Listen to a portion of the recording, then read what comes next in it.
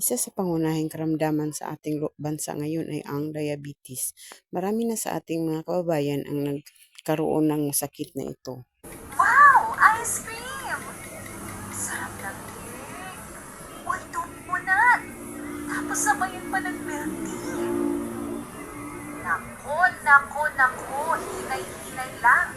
Baka masobrahan ka sa tamis at magkaroon ka ng diabetes. Pero ano nga ba ang nangyayari sa ating katawan kaya nagkakaroon ng diabetes?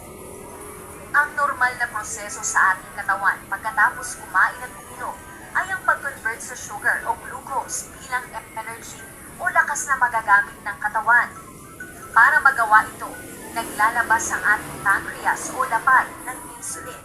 Ang insulin ang nagdidikta sa ating cells na kuhanin ng sugar mula sa ating dugo para magamit bilang energy. Kapag sobrang taas ng sugar level sa ating dugo, hindi sasapat ang insulin na inilalabas ng pancreas. Kung patuloy na hindi bumababa ang sugar level sa dugo, maaari itong maging diabetes. Hindi pa alam ang sanhi ng diabetes, pero may mga pag-aaral na maaaring namamana ito at maaari din na dahil sa environmental factors. Kabilang din sa risk factors ay ang obesity o ang sobrang bigat ng timbang at ang mataas na level ng cholesterol.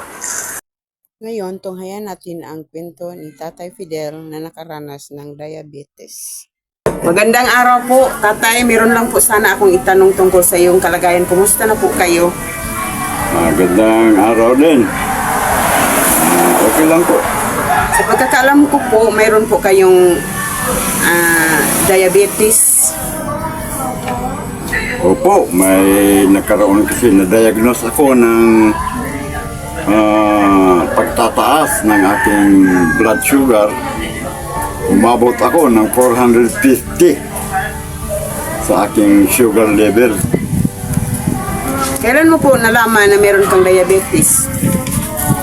Bago ko pa lang tuklasan na may diabetes ako, yung nakaranas na ako ng pagkaka-stroke.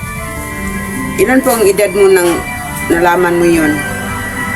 Nalaman ko ang may diabetes pala ako, nasa edad na ako ng 65 yata. Maaari mo bang ibahagi ang iyong personal na karanasan sa pagkakaroon ng diabetes? Nung una, nakaramdam ako ng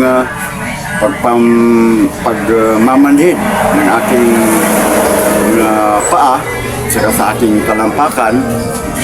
Kung minsan itong mga daliri sa aking talampakan parang kumikiro. At saka madalas din akong namumulikat. Palaging tumitigas ng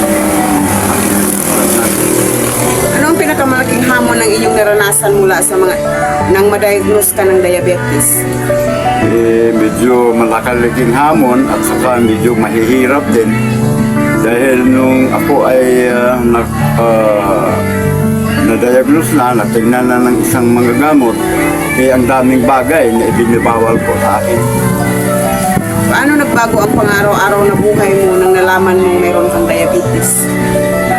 Parang nagbabago lang kasi yung mga pagkain lang kasi yung nababago Pero sa mga gawain na araw-araw, ginagawa ko pa naman.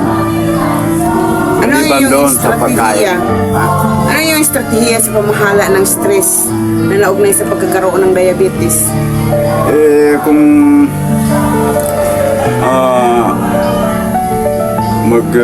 kung stress ang ating pinag-usapan, siyempre psychological yan So, ang ginagawa ko, naghanap na lang ako ng mga bagay na para bang malilibang ako at saka ma-divert ko ang aking mga pag-iisip doon sa mga bagay na talagang hindi maka-stress sa akin. Paano mo ito nalampasan?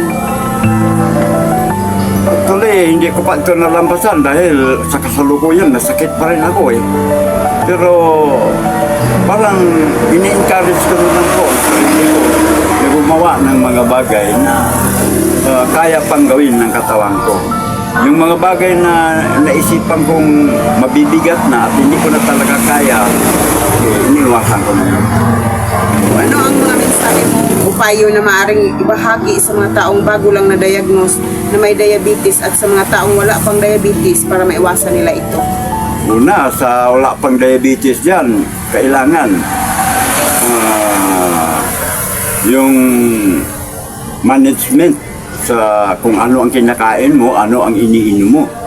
Kailangan malalaman mo na yung kinakain mo hindi mga diabetic factor.